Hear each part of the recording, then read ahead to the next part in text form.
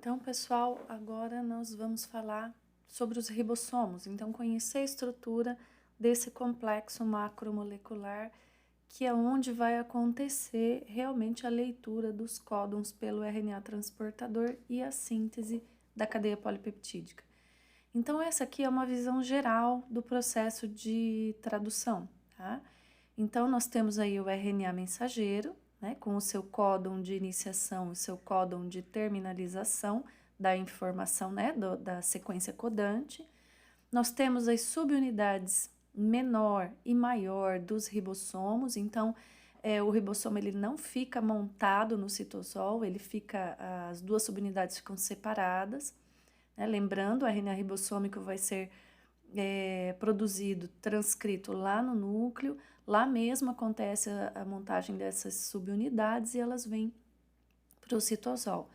Nós temos aqui também os RNAs transportadores carregando o aminoácido correto, conforme a gente já viu. Então, como que se inicia esse processo?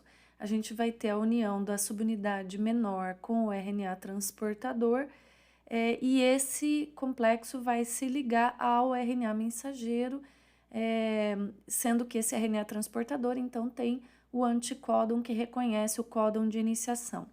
Depois que a gente tem que monta essa estrutura de RNA mensageiro com subunidade menor e RNA transportador com o primeiro aminoácido, aí então é que se liga a segunda subunidade, a subunidade maior, e a gente tem, então, o início da tradução propriamente dita. Esse primeiro RNA transportador, ele vai entrar numa posição que a gente vai mostrar para vocês, que é o sítio P, entra o segundo RNA transportador, carregando o segundo aminoácido, vai acontecer a ligação peptídica entre esses dois aminoácidos, catalisada pela peptidiltransferase.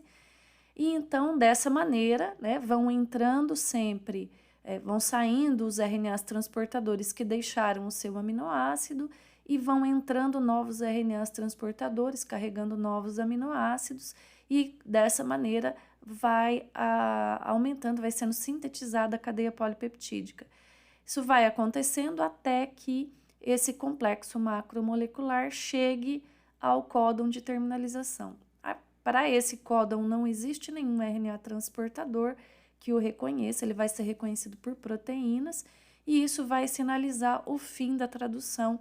As duas subunidades vão se separar, a cadeia polipeptídica vai ser liberada, o RNA mensageiro também, e tanto as subunidades quanto o RNA mensageiro podem voltar a ser reutilizados, ou seja, esse RNA mensageiro pode ser lido enquanto ele estiver presente no citosol, ele vai ser lido. E a cadeia polipeptídica vai, então, adquirir as suas estruturas finais e ser submetida ao processamento pós-traducional. Então, os ribossomos são esse local, né? Esse local onde vai acontecer a síntese propriamente dita. Os ribossomos, eles são formados por duas subunidades. Então, vocês vão ver que a gente vai fazer muita referência à síntese proteica em procariotos, porque é mais possível estudar os procariotos do que os eucariotos, então os processos também são um pouco mais simples, de maneira que a gente sempre conhece mais dos procariotos, mas esse processo ele tende a ser muito conservado durante o processo evolutivo, então a gente vai ter pequenas variações quando fala de procariotos e eucariotos. Então, quando falamos especificamente das duas subunidades ribossomais, são duas subunidades, uma maior e uma menor. A maior tem 50S e a menor 30S nos procariotos. Nos eucariotos varia mais, é mais variável o tamanho, mas é mais frequente que a gente encontre uma subunidade maior de 60S e uma menor de 40S. Aqui nós temos a representação, então, uma representação simplificada das duas subunidades unidas, formando o ribossomo. Aqui, ela modelada, ou a gente tendo a aparência 3D, e a gente consegue perceber as moléculas, mas aqui a gente tem a visão molecular. E é interessante, então, a gente perceber como isso aqui é realmente muito simplificado. Observem como a estrutura molecular do ribossomo é bastante complexa, nós temos muitas moléculas envolvidas, por isso que é um complexo macromolecular e um grande complexo macromolecular. Então, só para a gente não ficar sempre repetindo uma coisa sem entender de novo, isso aqui é só a título de curiosidade para entender o que é o S, né?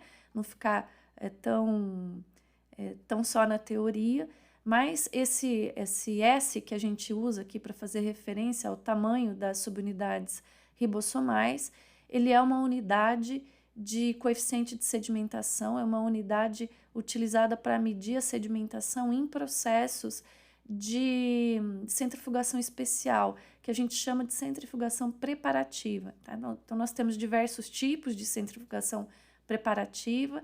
A centrifugação diferencial é uma delas, mas nós temos outras também. E essas centrifugações preparativas, são elas que permitem a separação, o isolamento e a purificação dos constituintes celulares. Então, elas são muito utilizadas por quem quer fazer o estudo dessas unidades. E aqui a gente tem mostrando, olha, que conforme quais seriam os passos dessa centrifugação, né? Então, a gente faz um homogeneizado, obtém o tecido celular, homogeneiza esse tecido, então faz uma desagregação desse tecido. A centrifugação a 1000 Gs permite que a gente pelete, né? Ou então que a gente sedimente um precipitado que contenha núcleo e debris celulares, mas aqui fica muita coisa ainda, tá? Então, as organelas ficam por aqui, esses complexos macromoleculares ficam aqui ainda suspensos. Então, conforme a gente vai aumentando o tempo de centrifugação e a velocidade, nós vamos cada vez conseguindo precipitar um grupo específico de macromoléculas ou de complexos macromoleculares e de organelas. Então, aqui, observem que para a gente conseguir precipitar os ribossomos, são quantos? 150.000 Gs, uma centrifugação a 150.000 Gs, é claro, precisamos de ultracentrífugas, não são essas centrífugas comuns que temos no laboratório, por 3 horas para a gente conseguir precipitar os ribossomos. E o S, então, é uma medida desse coeficiente de sedimentação que é dado pela velocidade de sedimentação dividida pela aceleração. Então, o S, que é Svedberg, que é uma homenagem ao pesquisador que desenvolveu as ultracentrífugas, ele é uma medida de tempo, tá? E a gente considera, então, que um Svedberg ele tem de 10 a menos 13 segundo, né? Então, é isso para a gente não ficar sempre falando desse S em relação às subunidades ribossomais sem a gente nem ter uma ideia do que se trata, tá? Então, é só a título de a gente conhecer o procedimento que está por trás disso. Voltando, então, para a gente entender melhor o ribossomo, aqui nós temos o ribossomo procarioto, que tem, então, o coeficiente de sedimentação dele é 70S, e o eucarioto é 80S, tá? Nós temos aí as duas subunidades que formam o ribossomo eucarioto, a subunidade 50S maior e a 30S, e o eucarioto, subunidade maior de 60S e a menor de 40S.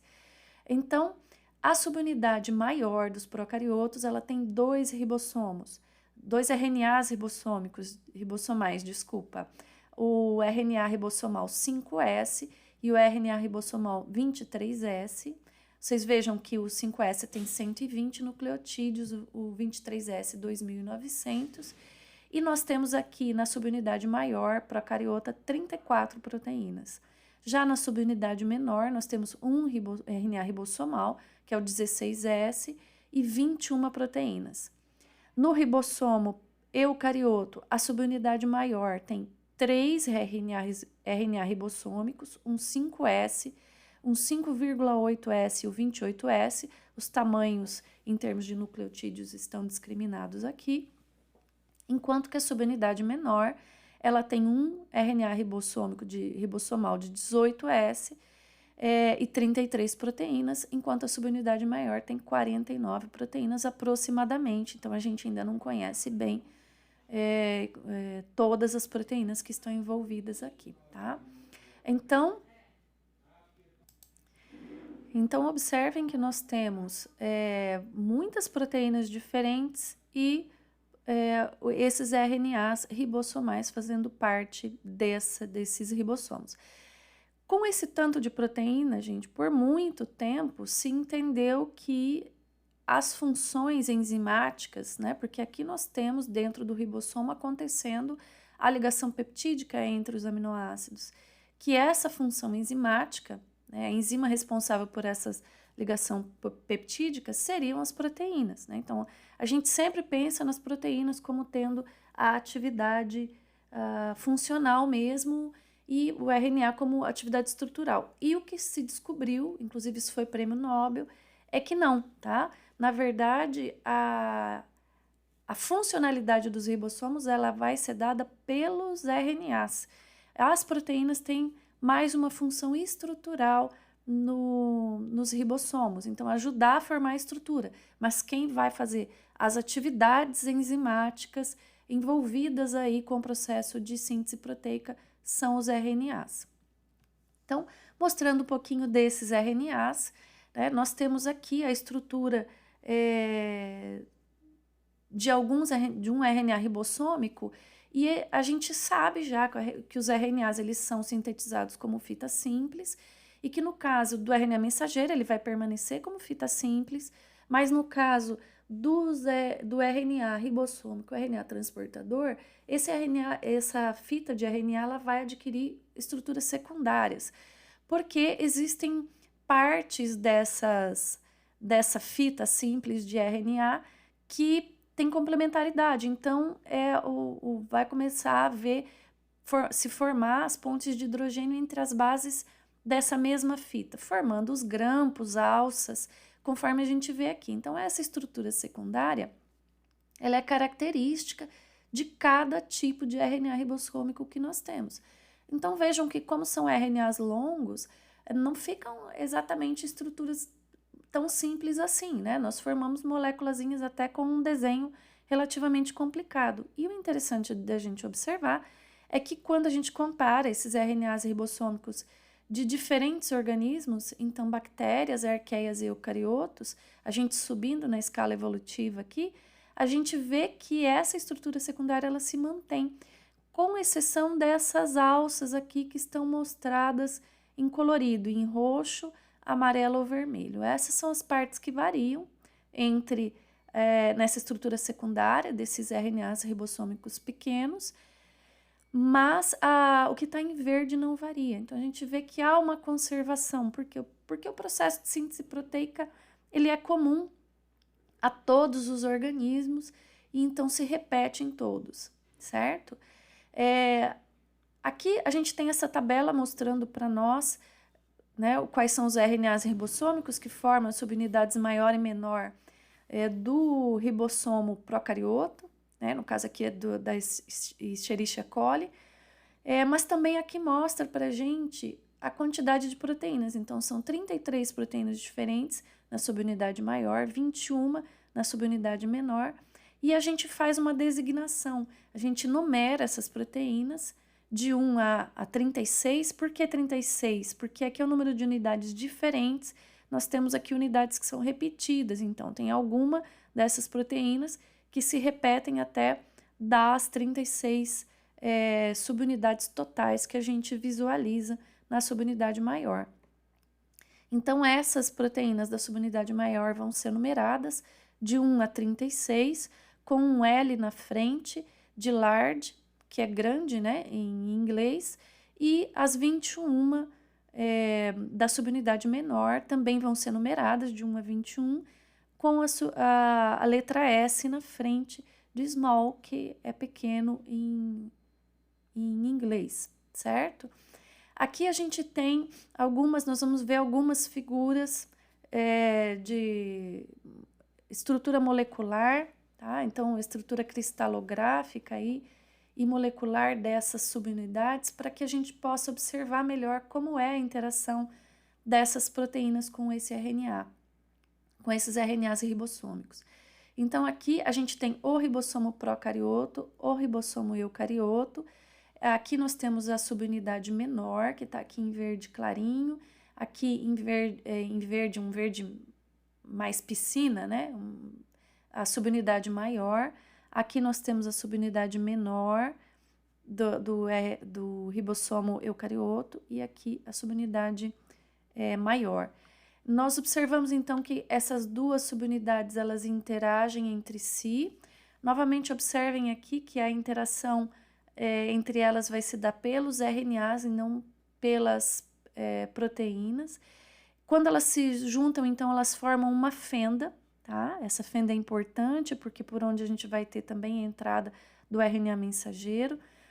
As proteínas, elas estão aqui, olha, observem que a gente consegue visualizar a alfa-hélice das proteínas, olha aqui as folhas betas, que são as estruturas secundárias, né?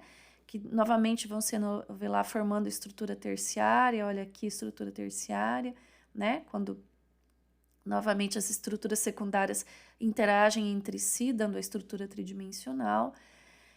E aqui, olha, essas bolinhas que aparecem são os nucleotídeos, nós temos os RNAs ribossômicos.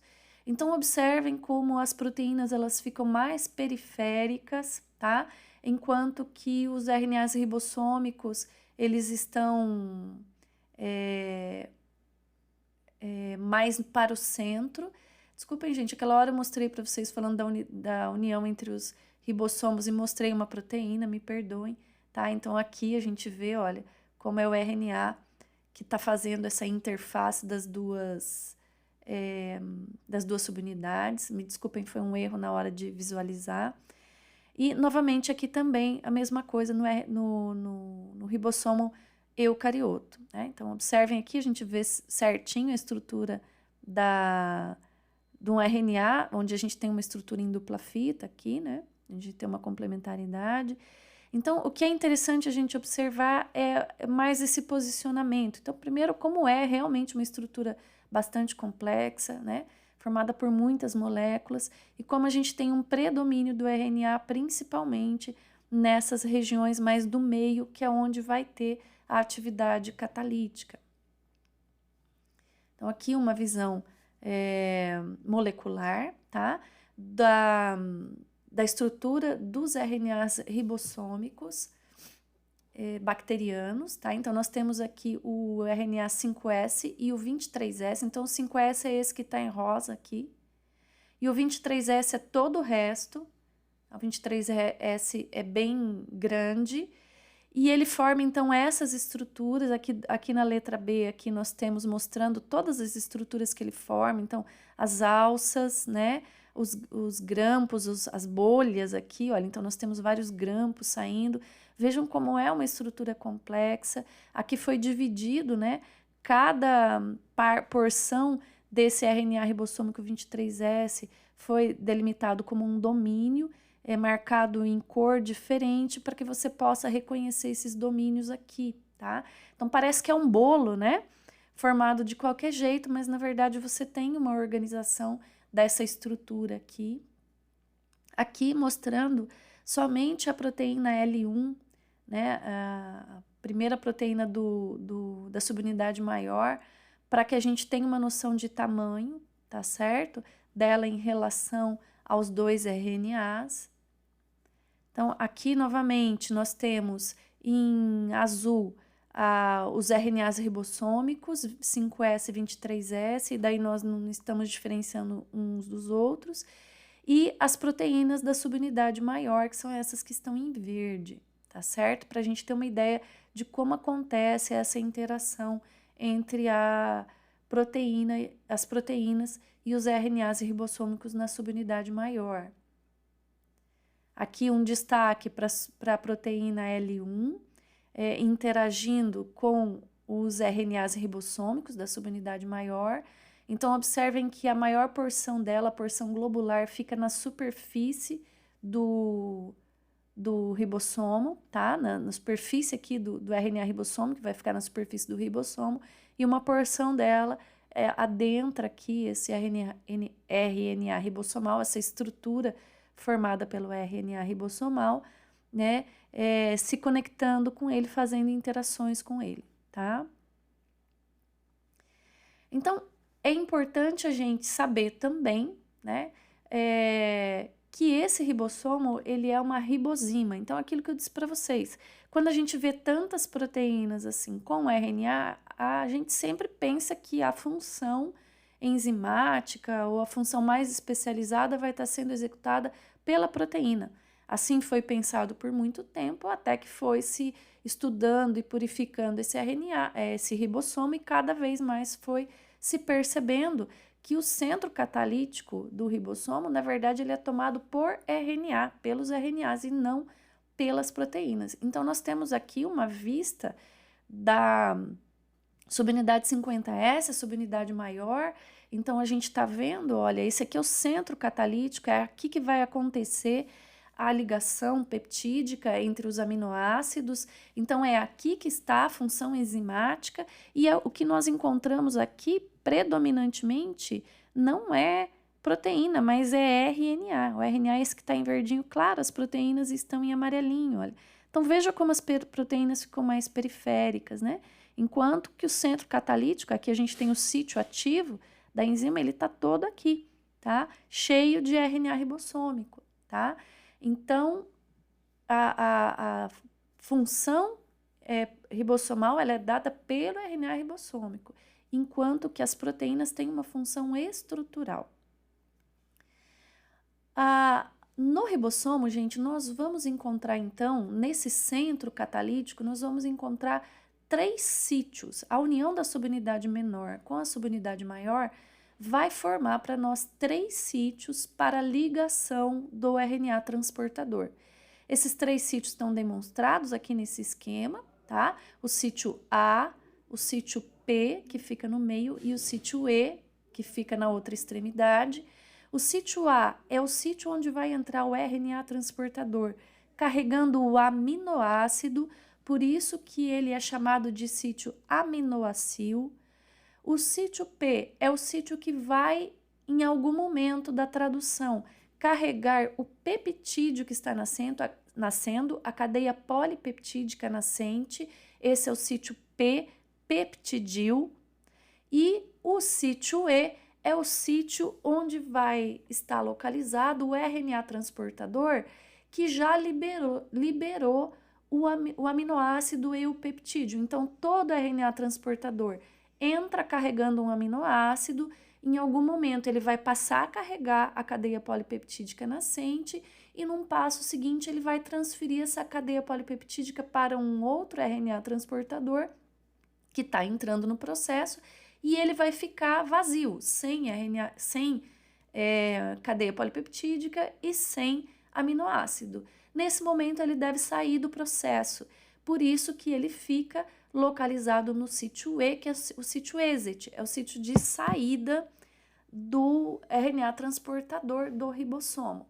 Aqui nós temos uma visão molecular desse ribossomo, então subunidade maior aqui em amarelo, claro, subunidade menor em alaranjado.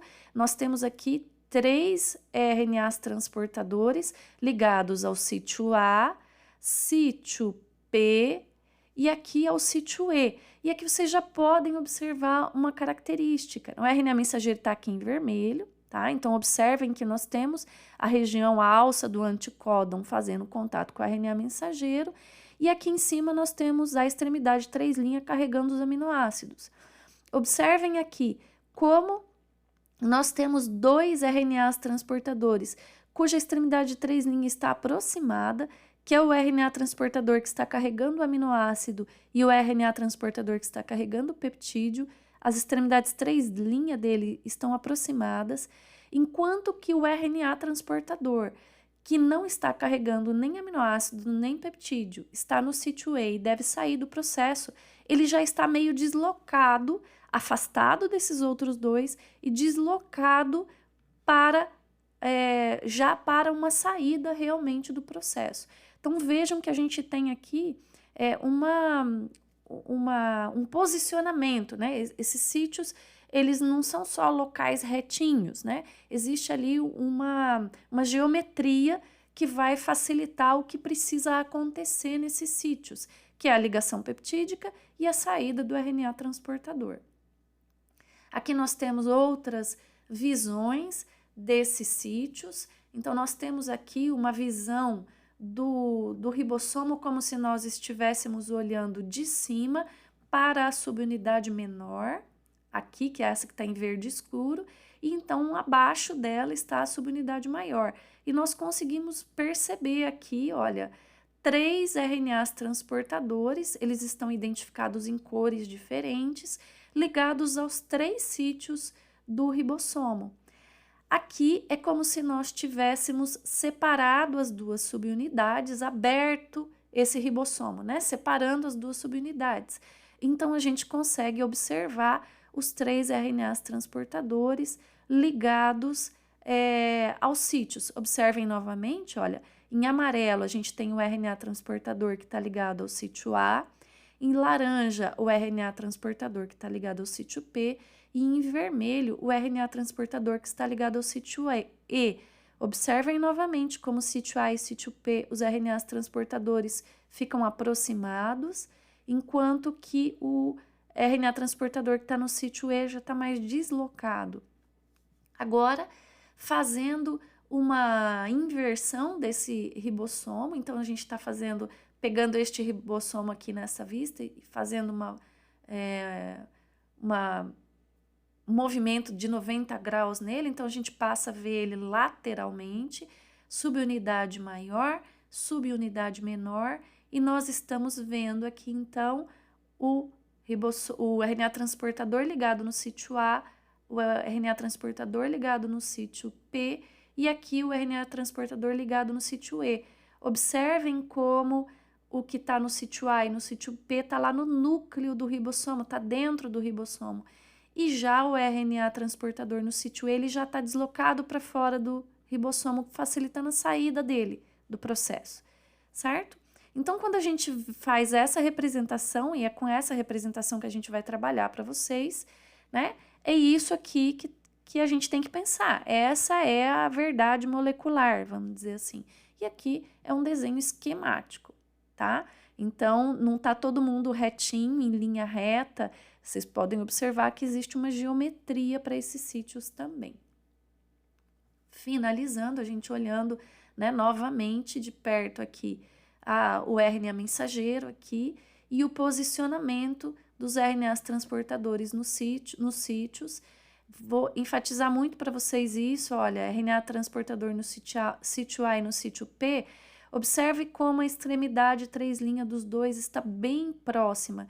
Isso, gente, vai facilitar a reação química, a reação entre os 2 aminoácidos para acontecer a ligação peptídica. Lembram-se que o aminoácido que está entrando carregado pelo RNA transportador, ele está ativado, ou seja, ele já está em condições de fazer uma reação espontânea de hidrólise.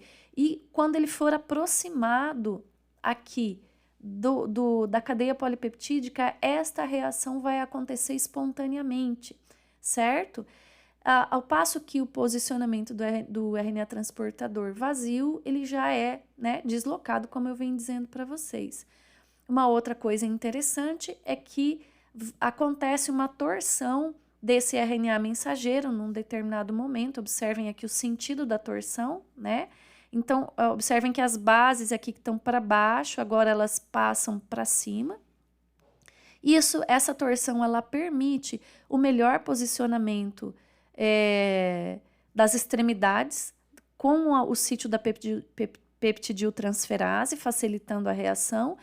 E nós temos aqui também um melhor registro do códon com o anticódon, tá?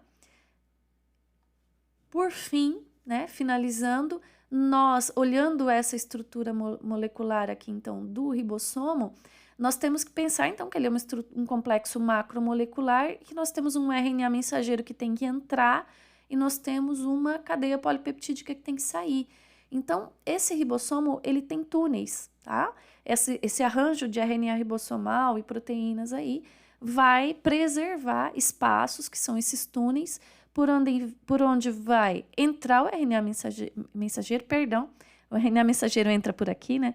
O RNA mensageiro entra por uma extremidade desse túnel, então passa pelos sítios, né, onde a gente vai ter a leitura, e ele sai pelo outro lado, tá certo? E a mesma coisa, a proteína, a cadeia polipeptídica que está sendo sintetizada, ela precisa deixar esse ribossomo. E ela vai sair, então, por esse túnel aqui, para a cadeia polipeptídica. Então, ele vai saindo, a cadeia polipeptídica, ela vai saindo aqui por esse túnel, no máximo em estrutura secundária do tipo alfa-hélice, tá? Não tem diâmetro suficiente para sair uma proteína em estrutura terciária daqui. Tanto que quando essa cadeia polipeptídica vai saindo e entrando em contato com a água, ela então vai sofrendo os dobramentos adicionais para a aquisição da estrutura tridimensional. Certo, gente? Então, nós conhecemos agora já o código genético e as características do código que vai ser traduzido no RNA mensageiro. Nós já conhecemos o RNA transportador, que carrega o anticódon e também o aminoácido ativado, ou seja, o aminoácido que já está propenso a fazer a ligação peptídica. E agora nós acabamos de conhecer o complexo macromolecular, onde vai acontecer essa síntese, que é o ribossomo. Esse ribossomo, que é formado por RNA ribossomal e proteínas, e que tem, então, 3 sítios de ligação para os RNAs transportadores. O sítio que vai receber o RNA transportador com o aminoácido, o sítio aminoacil, o sítio que vai receber o RNA transportador com a cadeia polipeptídica, o sítio P-peptidil, e o sítio que vai permitir a saída do RNA transportador, que já fez o papel dele no processo e não está carregando mais nem aminoácido, nem peptídeo, o sítio E, o sítio exit de saída, certo? Nós já entendemos também que a parte catalítica do ribossomo, o ribossomo então dá essa estrutura onde RNA mensageiro e RNA transportador vão se encontrar, e ele também vai promover a ligação peptídica, porque ele tem a peptidiltransferase, que vai promover a ligação peptídica entre os aminoácidos que estão formando essa nova cadeia. Tendo conhecido isso, agora nós vamos para o processo em si de síntese proteica.